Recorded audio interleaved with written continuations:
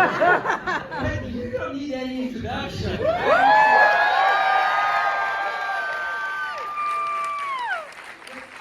are filmmakers, there are directors, there are auteurs, and then there's SSR. You need no introduction. You came all the way from India to little old Santa Monica, and look at this, it's amazing. Thank you for being here. Yes. Thank you for coming back. The pleasure is all mine. You're saying it's a legit place in Santa Monica, but the love the audience are showing is nothing about that love is legit.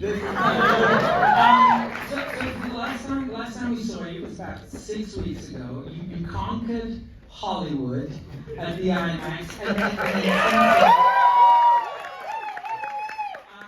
since then you went to Japan. Well, you went back to India, then you went to Japan and opened in Japan. What was that experience like?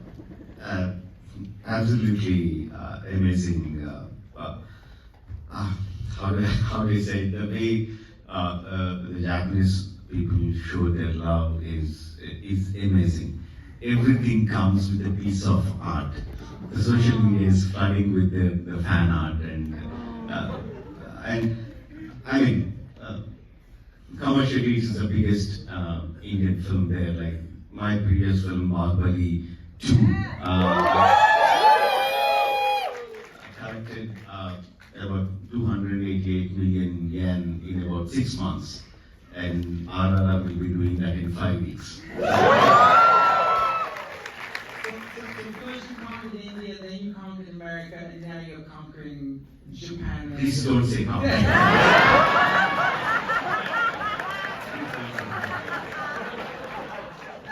English.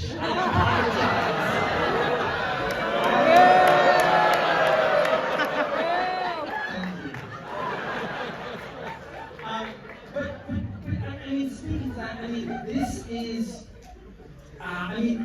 it's not just a cultural phenomenon, right? I mean, this film is literally resonating with audiences on a global scale in a way that I think it's fair to say no Indian film has done before. How does that feel? Wow. I was just telling a friend, imagine yourself in my shoes, okay? I am from a country which speaks hundreds of languages, and we make languages in each state in my country has a film industry on its own. Usually films don't travel beyond that states itself. So traveling to other parts of my country itself is a big thing. Now, my film traveling thousands of miles west, halfway across the globe, and resonating with audiences in America, then traveling thousands of miles east and resonating with audiences in Japan, and traveling to different countries across the world over the Netflix and resonating with people all over. How does it feel? I mean, I can't find words for how I feel. I love that you talk about language because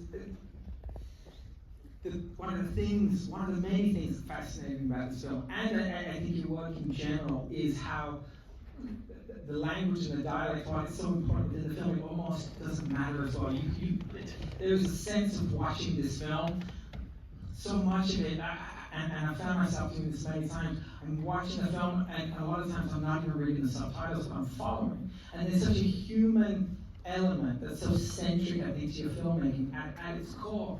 And that's a language, I think, that resonates above and beyond any kind of cultural barrier or geography. Is that something that you've tried to implicitly put in your films, would you say? Yeah, consciously I try to put in as much, as less dialogue as possible. Try to tell everything through performances, through setting up the scene, through the action sequence. I try to tell everything through that. For example, the main lead, Ramaraju, who appears, the first line he utters is like after on the fourth scene. He doesn't utter a single word in three of the scenes, including the 15-minute big action scene. He doesn't speak at all. So I like I mean, film is a visual medium, right? If you can tell your stories through visuals, that has the biggest impact on the audience rather than the dialogues. At least that's what I feel. And so thinking about the writing process and the creative process you take at the very beginning, so you write these films with your father, right? Yeah, and he is 80 years old? Yeah, yeah. How does that work? Does he ever... I know what my dad would do if I tried to write a film. Does he ever tell you to pull back? Does he ever remind you that, you're his son and you're trying to say, like, how does that dynamic work? My father? Yeah. Telling me to slow down? You must be joking. He doesn't believe in holidays. He doesn't take his Sundays off. He doesn't take any national holidays off. He gets up 4 o'clock in the morning and he starts his exercise routine, and he starts thinking while he is doing his exercise routines. He works from that point to the time he sleeps at 9 in the night. 24/7, 7 days a week, 365 days, he does that. Last time when I came here, we had a fantastic experience at TCL IMAX. I went back home with full of exuberance to tell my dad all the experiences that I had. The moment he saw me, he said, "Is your holiday over? Are you coming back home?" And the two of you, so it's a collaborative process, but where does the original inspiration from? I was listening to this, there's an interview I was listening to last week, Quentin Tarantino was talking about his creative process and how he finds inspiration. He gets in the pool and he lies in the pool on like a floaty, and he'll just sit in the pool. And it's the strangest thing ever. But for you and your inspiration, does that come from a back and forth with your father, and in particular with this film? So our main protagonists, they're rooted in real people, and obviously they never met. But at what point did you figure these are people that I need to make a film about? And then how did that work with your father in the writing process? Inspiration can come from many places. I would say more than inspiration, the thought process started with a few things, not just one thing. One is the film Inglourious Bastards. So when I was seeing the film and suddenly Hitler was shot in the theater, and I thought, it blew my mind off. Right? We all knew that was not the case. That's not how Hitler died. All of us knew that. But the filmmaker, Tarantino, great guy, he went in and did that because he was telling a fictional story. He wanted to create an impact on the audience. He went in and did that. I thought that was amazing, and it opened my eyes. It literally shook my system. The kind of barriers that we are having for our own minds. We can feel free. We can tell the story the way you want to. We want to, because we are essentially making a fictional film, fictional stories. It's not real. So that really opened my eyes. One thing. Second thing, Motorcycle Diaries. It's a beautiful film. The travelogue of one very normal guy whose name is a very common name, Shay. And at the end of the film, the director suddenly reveals it's Che Guevara. No, it's like, oh my God, this is great. This will work for many freedom fighters across the world. So these two things started growing on me. Then I always had the idea of a multi-starrer. I always liked the idea of multi-starrer. Not just stars bringing two stars together, but bringing two heroes together. even from my childhood, I used to do that. I would take characters from different stories that I have read, and in my mind, I would write a story, not a story, a scene. I would bring them together and just indulge in two heroes from different places coming together and interacting with each other. And the two heroes that you've got in this, obviously NTR and Rancharan, incredible.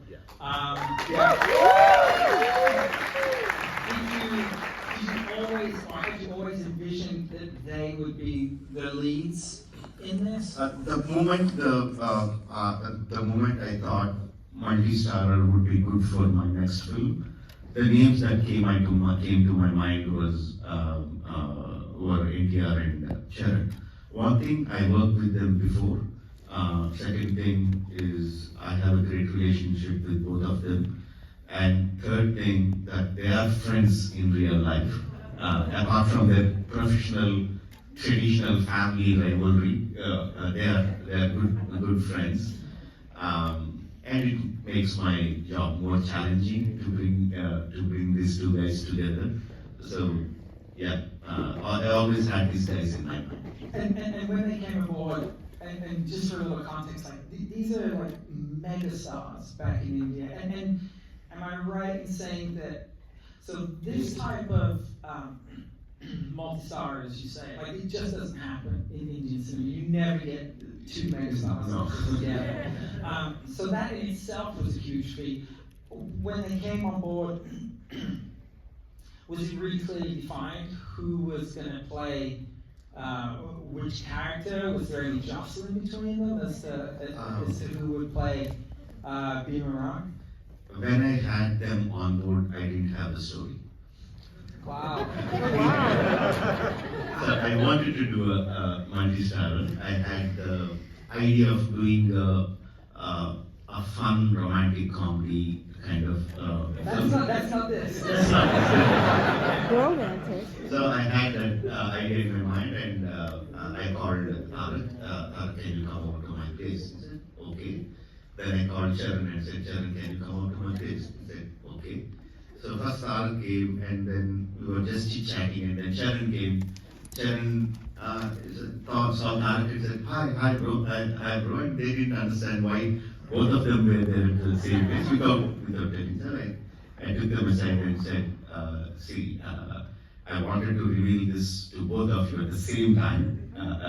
I didn't want, if I tell Tarak once and I don't want him to leak the information to Charan, like vice versa. So I told, I have an idea, I want to work on a multi-starrer. Are you up for it?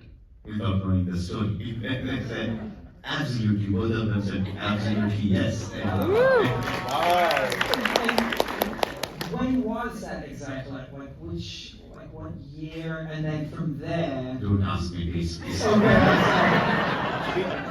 But once they said yes, were you like, oh shit, now I have to write a movie for these guys? I mean, I had that idea of a nice romantic comedy between them. So I was working on that line, and I told my wife, this is a line that I'm thinking about for both of them. And she was cooking, and she said, who will watch a romantic comedy from you? I was so depressed. My wife doesn't believe that I can make a romantic comedy. But yeah, then we seriously got into thinking, and all the other things happened. And I started reading about the history of Rajamouli and Komram being taken. I knew this history, but I read it again. Then I found the resemblances, beautiful coincidences. They were born around the same time. Yeah. They left their houses when they were almost in their early 20s or something. No one knows what happened to them for a period of 2-3 years. And they came back, they were changed men. Raju came as a warrior saint. He was dressed as in saffron robes with beard and bow and arrows. And Bhim came back an educated man. So we don't know why they changed like that. We don't know how Bhim got his education. But there is this 2-3 years, I thought this is a fantastic idea, fantastic scope for me to tell whatever I want to tell in this space. And how was it working with them when they're actually shooting? Like, is there any ad-libbing, or is it very rigid and structured? Because I know that earlier in your career, the way that you would direct actors, you would literally tell them exactly what to do. But now you're dealing with these megastars. How much freedom do you give them? How much do you stand back and let them play? So what we tried to do from my previous film, Bahubali, was we started a process called character development, where me as a director, for example, Tarak as an actor, and my father as a writer, we would sit across a table and answer literally hundreds of questions about the character of B. From his childhood, what was he? What are his likes? What are his dislikes? Why did he like a certain thing? Why did he dislike a certain thing? And how did that change when he's a young adult? How did that he change when he's an adult? And how was he by the time when he was dying? What are his philosophies? How did they change? Why did they change? We discussed in detail each and every detail about that particular character. It was a very tedious process, which took about 2 days of sitting and asking question, and then we would discuss, we would argue whether the character B would react to a certain situation in the way I imagined, or the writer imagined, or the actor imagined. It was a tedious process, but by the end of it, all three of us had a very clear understanding about what the character was. So, at any given situation, Tarak, for example, playing Bean, immediately knew what the character would do. How he would do is what he will bring to the screen as an actor. And I would just be there to guide him. So, if to answer your question, by the time we finished our character development process, we were very rigid in what the character was, because it was very well defined. And from then onwards, I was not rigid on what he was giving to me. I let him be whatever he wanted to be. Same thing exactly with Charan. I made sure that they understood what the character was, what the emotion of that particular scene was, and I let them what they want to do. The backstory that you build out, the meticulous nature in which you're building the backstory of those characters, that bleeds into everything you do, right? And thinking about the way that you're building these set pieces, like they're massive, right? I was reading that so the first big scene with Ron when he goes out into the crowds, now that took 20 days to shoot that one scene. Yeah. So can you talk about that? Because that's one of these gigantic set pieces, and there are countless others. Can you talk about that and how you construct that? Because it's massive, and you're involved, right? You're not standing back. You're behind the camera shooting every shot in this. Yeah, I mean, the way we shoot, at least the way I shoot in India, is completely different from how it's being shot here. The film RR was shot for 320 days. And that's 320 days. Yeah, my God. And I pretty much shoot everything. I don't rely on second unit and third unit. Maybe few.